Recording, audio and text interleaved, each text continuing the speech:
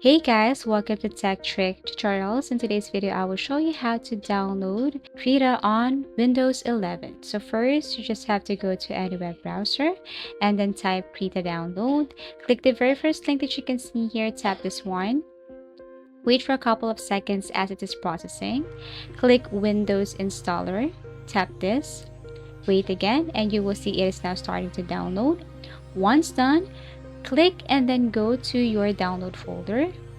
Tap Krita again, right click, run as administrator. Wait for a couple of seconds. You can minimize this one and you will see that Krita is now starting to download. So you just have to wait as it is installing. So for language, you can select one or go and tap English. Click OK, tap next. Agree by clicking this box right here. Tap next again. And then after that, you have to click next. You can read the following information. And then here, tap next. And then here you have to click next again and then install. Wait for a couple of seconds or sometimes it depends on your internet. Click OK, tap next, and then wait.